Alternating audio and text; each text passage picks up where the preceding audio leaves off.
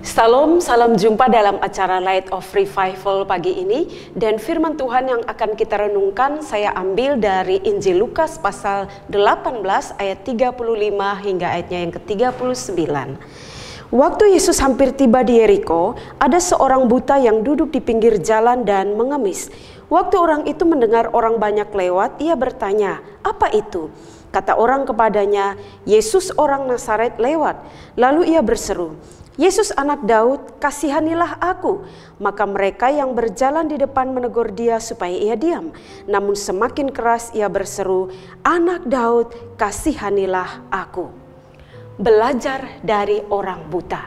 Saudara yang dikasihi Tuhan Yesus Kristus, teks ini mengisahkan tentang permohonan, harapan, doa yang disampaikan oleh seorang buta kepada Yesus. Dan di ayat-ayat selanjutnya dikatakan Yesus mengabulkan apa yang menjadi harapan, permohonan, dan doa dari orang buta ini. Yesus menyembuhkannya.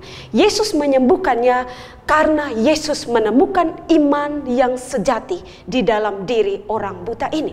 Dari mana kita bisa tahu bahwa iman yang dimiliki oleh orang buta ini adalah iman yang sejati? Kita bisa temukan dari beberapa hal yang dilakukan oleh orang buta ini.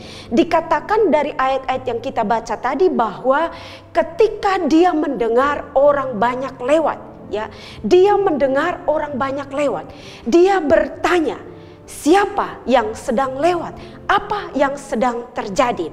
Kita melihat dia mendengar dan dia bertanya. Lalu bukan berhenti di situ saja. Setelah disampaikan bahwa yang sedang lewat itu adalah Yesus orang Nazaret, dikatakan dia berseru meminta pertolongan dan kemurahan hati daripada Yesus. Mendengar, bertanya, dan berseru. Dan bahkan di dalam ayat selanjutnya dikatakan bahwa ia datang kepada Yesus. Saudara yang dikasihi Tuhan Yesus Kristus, ketika dia berseru memanggil nama Yesus, ketika dia hendak datang kepada Yesus, ada banyak orang yang menghalangi dia. Tetapi dikatakan ketika mereka menegur dia, ketika mereka berusaha untuk menahan dia datang kepada Yesus, dikatakan dia semakin keras berseru memanggil nama Yesus. "Yesus anak Daud, kasihanilah aku. Yesus anak Daud, kasihanilah hamba-Mu." Kita melihat iman yang aktif dari orang ini. Dia mendengar, dia bertanya, dia berseru, dan dia datang kepada Yesus. Bahkan dia memiliki iman yang pantang menyerah.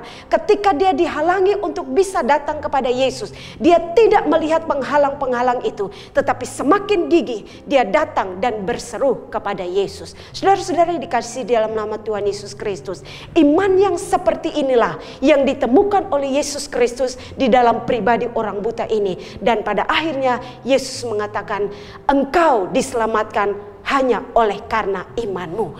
Maka apa yang dilakukan oleh orang buta ini pun hendaklah menjadi pelajaran bagi kita, bahwa iman yang kita miliki haruslah iman yang aktif, yang selalu mau mendengar akan berita Injil Kristus, yang selalu mau bertanya tentang firman Tuhan yang tidak kita pahami, yang selalu berseru kepada Yesus ketika kita membutuhkan pertolongannya, yang selalu mengambil kesempatan dan waktu untuk datang kepada Dia, menyampaikan apa yang menjadi permohonan kita, dan tunduk berserah di hadapan Tuhan. Mari masing-masing kita mengevaluasi diri kita. Sudahkah iman yang aktif yang selama ini kita miliki dalam hidup kita? Sudahkah kita mempunyai iman yang dicari oleh Yesus? Iman yang diwujud nyatakan di dalam kehidupan kita setiap hari lewat segala panca indera kita. Belajar daripada orang buta ini, bahwa memiliki iman yang aktif, memiliki iman yang pantang menyerah untuk datang kepada Yesus. Tuhan Yesus memberkati kita semua. Mari kita berdoa. Bapa Surgawi, kami bersyukur untuk kebenaran firman Tuhan pagi hari ini. Lewat pelajaran daripada orang buta ini mengajarkan kami untuk kami melihat sejauh mana iman kami wujud nyatakan di dalam kehidupan kami. Biarlah iman yang kami miliki juga adalah iman yang aktif, yang selalu mendengar akan kebenaran-Mu, yang selalu bertanya tentang kebenaran-kebenaran yang tidak kami pahami, yang selalu berseru kepadamu dan yang selalu datang kepadamu. biarlah firman Tuhan ini boleh menolong kami di dalam menjalani kehidupan kami hari ini. Dan kami berdoa ya Tuhan, tolonglah dan berkatilah kami sepanjang hari ini di dalam kami beraktivitas dari pagi hingga malam harinya. Diberkatilah firman-Mu dalam kehidupan kami semua. Kami bersyukur, kami berterima kasih di dalam nama Tuhan Yesus Kristus untuk firman Tuhan pagi hari ini. Amin. Jemaat Tuhan, mari terus jadikan firman Tuhan sebagai pelita dan terang bagi jalan hidup kita. Shalom.